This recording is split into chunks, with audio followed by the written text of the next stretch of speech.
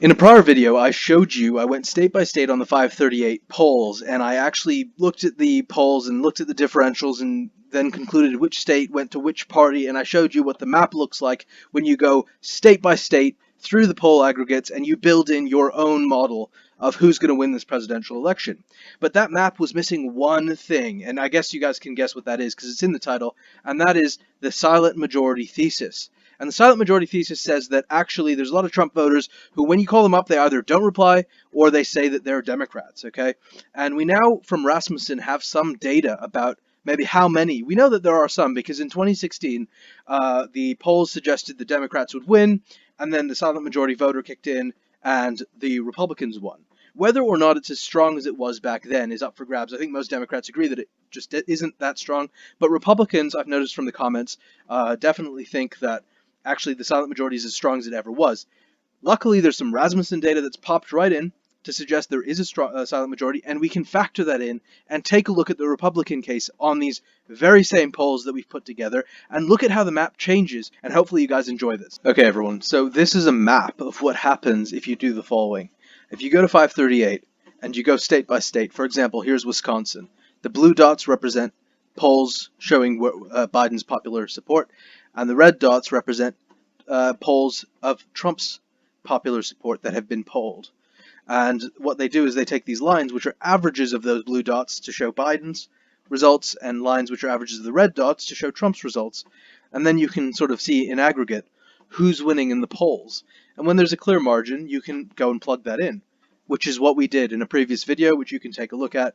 What we did is we went in through the states and plugged it in. Here you can see strong Republican states, strong Democrat states, strong Republican states, some states that lean Democrat, some states that tilt Democrat, some that tilt Republican, some that lean Republican, etc.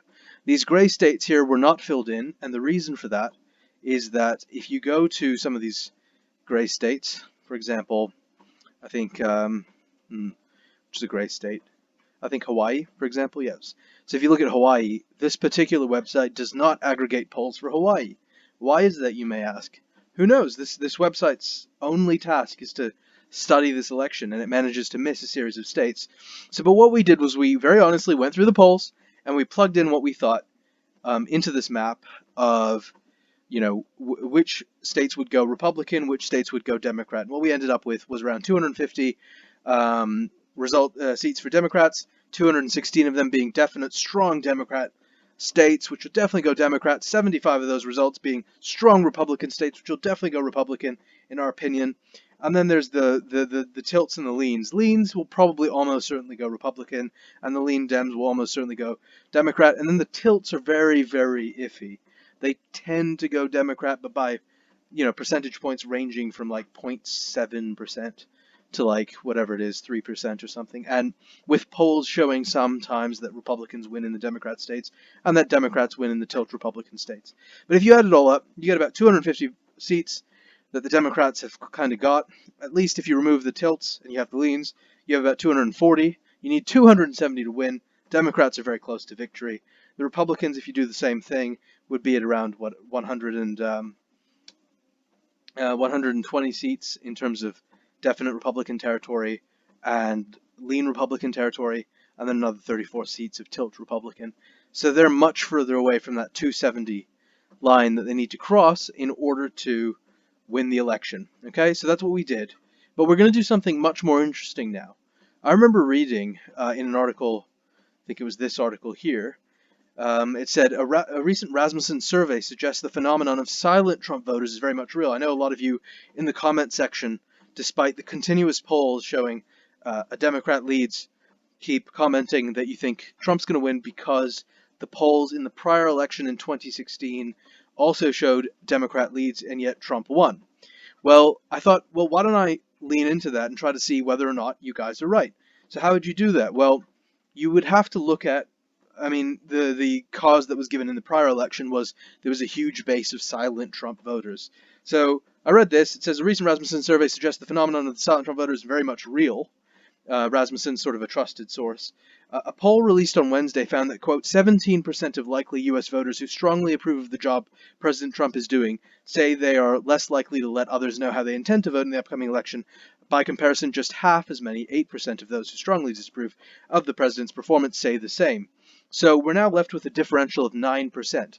We can assume that 8% of the voters are either dropping out or stating that they're voting Republican if they're Democrats, and 17% of Republican voters are either dropping out or stating that they vote Democrat. And so, I don't know, if you take the differential of that, that's 9%. If you then assume that half of them are dropping out of the differential and half of them are saying that they vote Democrat but they actually vote Republican, then you would double that, so it would still be the same differential by my sort of very simple math there. Not inaccurate, it is roughly reflective. So what we're going to say is that that the Republicans have a hidden 9% in the polls. For those of you who are big on Trump, you want to see what it looks like if we could factor in those silent Trump voters, which we didn't factor in last time, and that's why the Republicans won, even though the polls said the Democrats would win. Well, this is my best shot at doing it, and that is this 9% differential. We add 9% to the Republican total, because even if you assume half of that is just dropping out of the vote entirely, or they're Republican but they're not going to vote, whatever it is, it's about a 9% differential. So what we're going to do is we're going to go back to the state-by-state analysis. We'll go right from the first state, and we will then say, well, in order to class the state as Democrat, the Democrats have to have a 9% or higher lead in the polls than Trump has. And if you still don't understand why I've done that, please in the comment section below tell each other about how that works. And if you don't agree with my methodology, even based on the numbers I'm showing, and you think maybe it's double that because they're voting Democrat and therefore those are double votes for Republicans because it removes that 9% from Democrat in the polling data and then gives it to the Republicans, and then comment that in the comment section below. I'd love to hear your opinion on that, and I can do a video like that.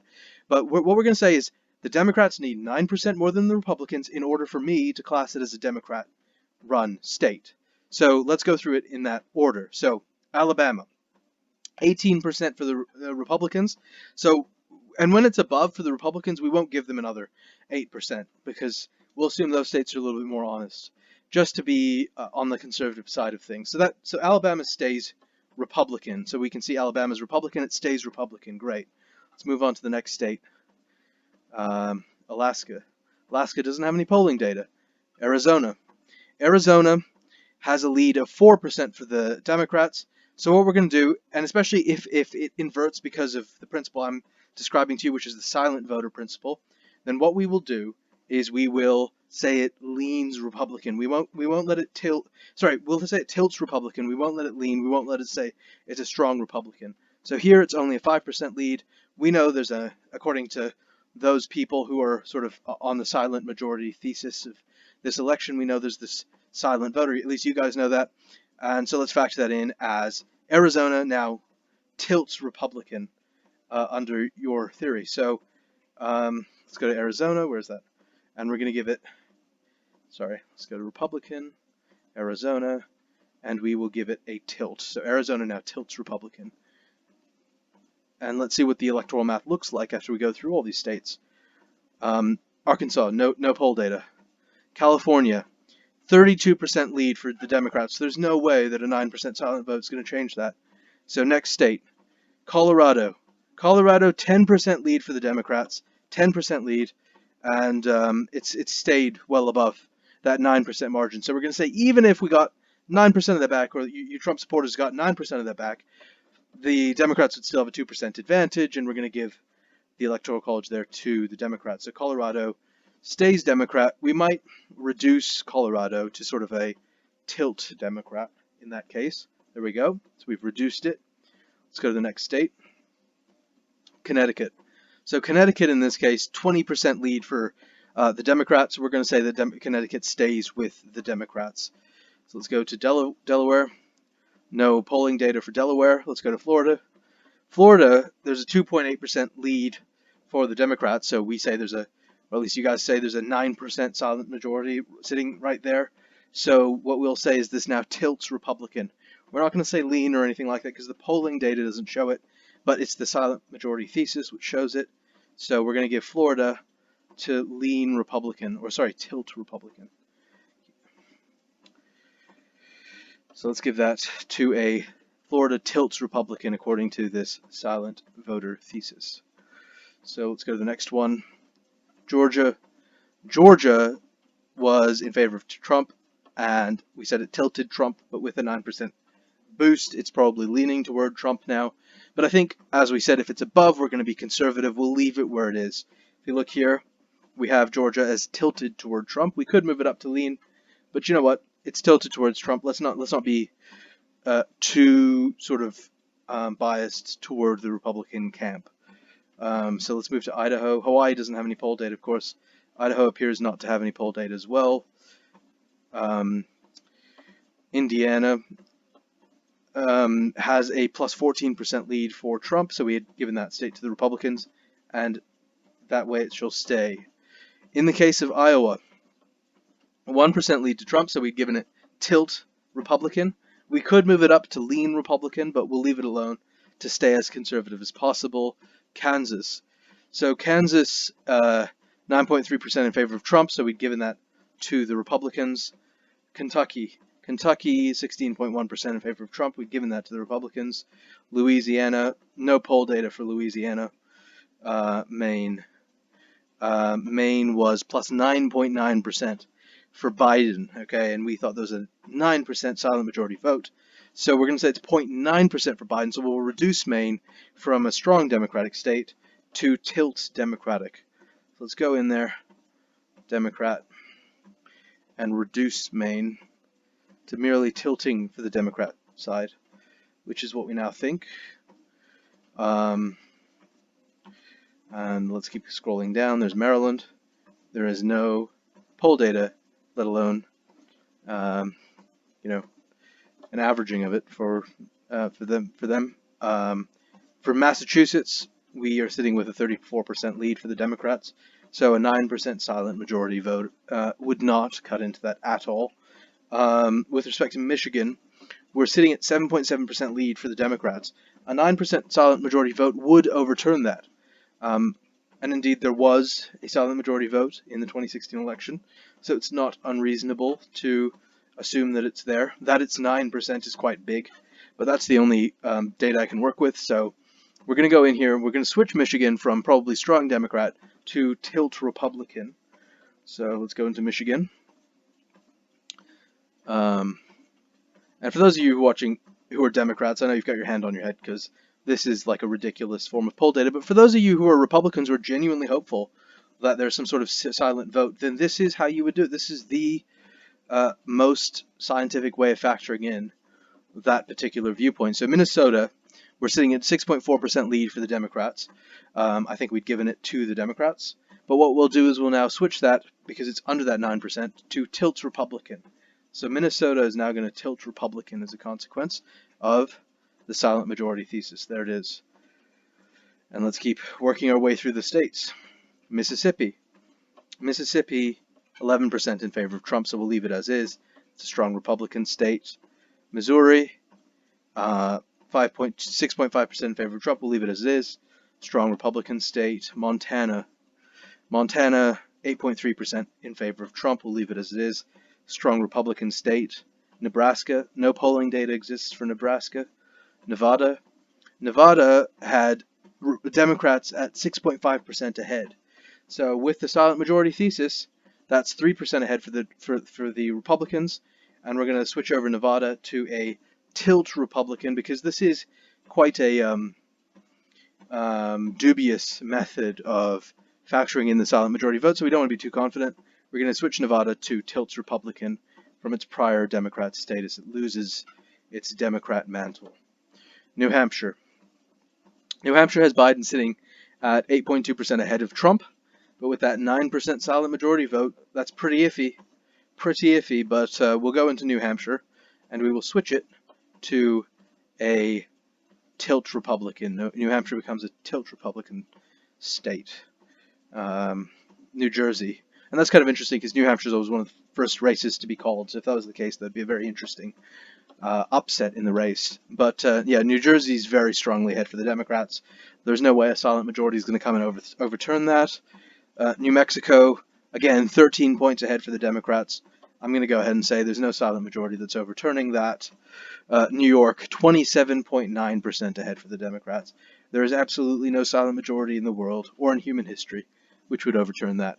North Carolina is a different story. It moved from 2.5 to 1.4% in favor of the Democrats. I probably gave it a tilt Democrat status, and I should probably give it a lean Republican status, but I want to be conservative. We're going to give it a tilt Republican status. So North Carolina is going to tilt Republican from its previous tilt Democrat status. It's lost its Democrat mantle. There we go. Silent majority factored in. North Dakota. There's no polling data for North Dakota. Ohio has Trump at plus 0.9, so we have a tilt Republican state. It would probably move to a lean Republican state with that silent majority vote factored in, but we'll leave it as is just to stay as conservative as possible to look at the conservative silent majority case that they keep bringing forward when they see all the Democrat polls all leaning toward the Democrats. Here we have Oklahoma with a 23-point strong lead for the Republicans. Oklahoma is a Republican state. Silent majority is not going to change that. Oregon, no poll data for Oregon.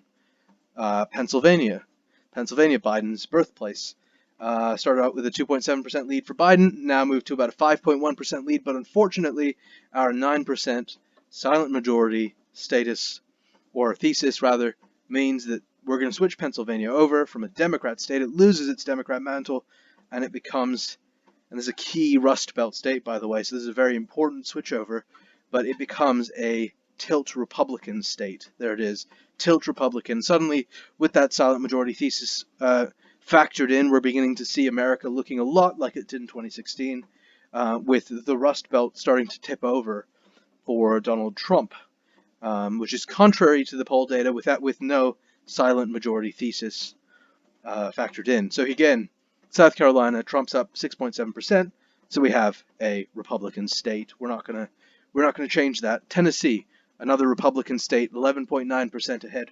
For Trump, we are not changing that. Texas, very close state, very, very close state. 0.8%, it was tilt Republican. Let's just check that that's what we did. Actually, it appears to be lean right now, but let's drop that down to a tilt Republican. There it is. It tilts Republican. And with the silent majority factored in, it probably actually gets upgraded to the lean that we'd set it at. But we don't need to do that because we're trying to stay conservative in our silent majority thesis so that the Republicans who see it actually say, okay, this is a good silent majority thesis, and the Democrats who see it don't say this is, out of the ballpark. I mean, the Democrats who accept maybe there is a silent majority would accept that this is one way of going about it. Utah is a Republican state with an 11% lead for Trump. Virginia, 10.8% lead for Biden. So with our 9% silent majority, we can drop that down to about a 1% lead for Biden. So we'll switch Virginia from a strong Democrat state to a tilt Democrat state. Let's go ahead and do that. Where's Virginia? There it is. And we will switch that to a mere tilt Democrat state. There it is. But again, with 10.8%, it's still tilting Democrat.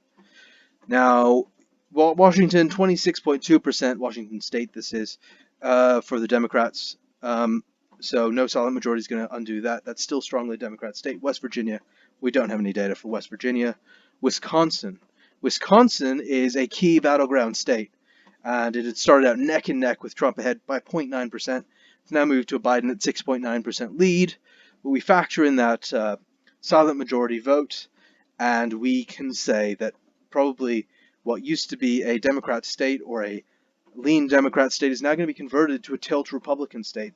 So we're going to go in there to Wisconsin with our little Republican label, and we're going to convert that to a tilt Republican state. That's another key Rust Belt state. Again, suddenly the colors of the chart are changing considerably. Let's keep going down, and that's it. I think Wyoming we can't click, obviously. All right, so again, I explained this last time, but unfortunately 538 does not have the polling data for all of these states. So what I would encourage you to do is to look at these states, go through the polling data yourself, or if you just have a view on what these states are doing, just say, for example, Wyoming. I think that's a Democrat state, 3 points, and then drop that into the Democrat camp. Or Wyoming, I think that's a Republican state, 3 points, and then drop that into the Republican camp. You can look at poll data and you can make those conclusions from elsewhere, or you can just play a fun little board game with your friends and family and try to decide where you think Oregon is going to go, North Dakota, South Dakota, etc. You can also just go to a different a map and just plug those figures. For another, there's election prediction videos on my channel and elsewhere on YouTube. You can go in there and plug those guys in for these guys, because 538 just does not have the polling data right now, unfortunately. But from what we can see, if you plug in that silent majority hypothesis with the data that I've shown, Donald Trump, if you include tilt Republican states as Republican states, Donald Trump is already poised to win the presidential election. Once you factor in those tilt Republican states, Donald Trump is already above the 270 mark, even with the polling data as it currently sits. So long as you believe there's a silent majority, and you believe that the Rasmussen poll properly reflects the quantity of the silent majority, and that I have then translated that properly into the polling data. If that's the case, then you don't even need new polling. Donald Trump is already set to win the 2020 presidential election. If, as the majority of Democrats think, your silent majority hypothesis is laughable and or possibly sheer lunacy, then you would not say that any of this is true. I think Democrats majority don't believe there is a silent majority this time around. But what I would implore Democrats to look at with respect to the silent majority is that the recent Rasmussen survey didn't merely suggest that the phenomenon of the silent Trump voter is possible, but that it is very much real, and that there is this 17 to 8% differential. So the question for the Democrats is not, is the silent Trump voter there, but how much of that vote is silent? There is definitely, if you believe Rasmussen, there is definitely a silent Trump voter. The question is, how is that going to affect the elections? Is it going to be 0.5%? Is it going to be 2%? Is it going to be, as I said, 9%? If you believe this data, and if you believe all those voters would translate into direct voters for Trump. If that's what you believe, then the map changes from the map you saw at the beginning of the video to this new map, in which the Democrats are sitting, shockingly given the poll data, at only 148 strong Democrat seats and 22 those are tilt Democrat seats. So in total, 170 seats that they have against the Republicans, more than 270 seats. But if you remove the tilts from both sides, then you're sitting at 148 strong Democrat seats against 75 plus 16, so 91 strong Republican seats. But that silent voter hypothesis, I cannot stress strongly enough, if you plug it in here, suggests that Trump is actually going to win the 2020 election. So hopefully, whether you're a Democrat or Republican, you enjoyed this video, you found it exciting, it riled you up, and if it did, give it a like, give it a subscribe, give it a follow, put a comment down below on what you think I should have done here, and thanks for watching.